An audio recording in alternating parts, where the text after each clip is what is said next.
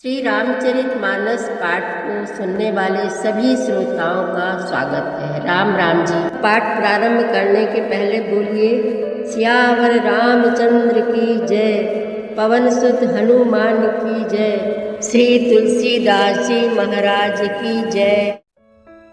एहि विधि उपजय लक्ष्य जब, सुंदरता सुख मूल, तदपि सकोच समेत कवि, कहाहि सीय समतूल।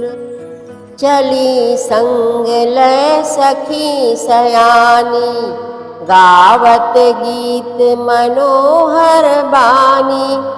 सोह नवल तनु सुंदर सारी, जगत जननी अतुलित छवि भारी। भूषण सकल सुदेश सुहाए, अंग अंग रचि सखिन बनाए। रंग भूमि जब सिय पगुधारी, देखी रूप मोहे नर नारी। हरसि सुरन दुंदुभि बजाई, बरसि प्रसून अप्सरा गाई। पानि सरोज सोह जयमाला, अब चट चितय सकल भुआला। सीय चकित चित राम ही चाहा, भये मोह बस सब नर नाहा। मुनि समीप देखे दो भाई, लगे ललक लोचन निधि पाई। तुलसीदास जी महाराज कहते हैं कि लक्ष्मी जी तो खारे समुद्र से निकली थी, जिसको मथने के लिए भगवान ने अति कर्कश पीठ वाले कच्छप का रूप धारण किया। रस्सी बनाई गई थी महान विषधर वासुकी नाग की। मथानी का काम किया अतिशय कठोर मंदराचल पर्वत ने, और उसे मथा सारे देवताओं और दैत्यों ने मिलकर। जिन लक्ष्मी को अतिशय शोभा की खान और अनुपम सुंदरी कहते हैं, लेकिन उनको प्रकट करने के लिए बने सब असुंदर एवं अस्वाभाविक ही कठोर उपकरण हैं। ऐसे उपकरणों से प्रकट हुई लक्ष्मी श्री जानकी जी की समता को कैसे पा सकती है। तुलसीदास जी महाराज कहते हैं कि अगर इसके विपरीत छवि रूपी अमृत का समुद्र हो, परम रूपमय कच्छप हो, शोभा रूप रस्सी हो, श्रृंगार रस पर्वत हो, और उस छवि के समुद्र को स्वयं कामदेव अपने ही कर कमलों से मथे, इस प्रकार का जब संयोग हो, और जब सुंदरता और सुख की मूल लक्ष्मी उत्पन्न हो, तो भी कभी लोग उसे बहुत संकोच के साथ सीता जी के समान कहेंगे।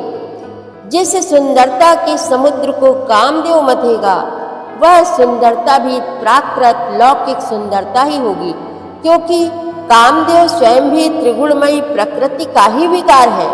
अतः उस सुंदरता को मथ कर प्रकट की हुई लक्ष्मी भी लक्ष्मी जी की अपेक्षा कहीं अधिक सुंदर और दिव्य होने पर भी होगी प्राकृत ही। अतः उसके साथ भी जानकी जी की तुलना करना कवि के लिए बड़ी संकोच की बात होगी। जिस सुंदरता से जानकी जी का दिव्याति दिव्य परम दिव्य विग्रह बना है, वह सुंदरता भी इन सुंदरता से भिन्न अप्राकृत है। वस्तुतः लक्ष्मी जी का अप्राकृत रूप भी यही है। वह कामदेव के मथने में नहीं आ सकती, और वह जानकी जी का स्वरूप ही है। अतः उनसे भिन्न नहीं, और उपमा दी जाती है भिन्न वस्तु के साथ। इसके अतिरिक्त जानकी जी प्रकट हुई हैं स्वयं अपनी महिमा से। उन्हें प्रकट करने के लिए किसी भिन्न उपकरण की अपेक्षा नहीं है, अर्थात शक्ति शक्तिमान से अभिन्न अद्वैत तत्व है, अतएव अनुपमेय है, जिसकी तुलना नहीं की जा सकती। सयानी सखियां सीता जी को साथ लेकर मनोहर वाणी से गीत गाती हुई चली। सीता जी के नवल शरीर पर सुंदर साड़ी सुशोभित है। जगत जननी की महान छवि अतुलनीय है। सब आभूषण अपनी अपनी जगह पर शोभित है, जिन्हें सखियों ने अंग अंग में भली भांति सजाकर पहनाया है। जब सीता जी ने रंग भूमि में पैर रखा, तब उनका दिव्य रूप देखकर स्त्री पुरुष सभी मोहित हो गए। देवताओं ने हर्षित होकर नगाड़े बजाए और पुष्प बरसाकर अप्सराएं गाने लगी। सीता जी के कर कमलों में जयमाला सुशोभित है। सब राजा चकित होकर अचानक उनकी ओर देखने लगे। सीता जी चकित चित्त से श्री राम जी को देखने लगी। तब सब राजा लोग मोह के वश हो गए। सीता जी ने मुनि के पास बैठे हुए दोनों भाइयों को देखा तो उनके नेत्र अपना खजाना पाकर ललचाकर वहीं श्री राम जी में जा लगे, स्थिर हो गए। गुरजन लाज समाज बड़ देख सिय सकुचानी,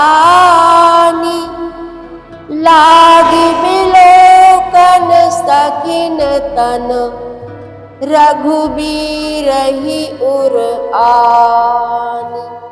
सियावर रामचंद्र की जय, पवन सुत हनुमान की जय, श्री तुलसीदास जी महाराज की जय। प्रतिदिन श्री रामचरितमानस पाठ में शामिल होने के लिए हमारे चैनल अपनी विरासत को सब्सक्राइब कर लीजिए और घंटी का बटन भी दबा दीजिए, जिससे रोज़ सुबह 7 बजे आपके मोबाइल में एक दोहा रामायण पाठ का आ जाएगा। वीडियो को ज़्यादा से ज़्यादा शेयर करके इस नए काम में भागीदार बनिए। धन्यवाद।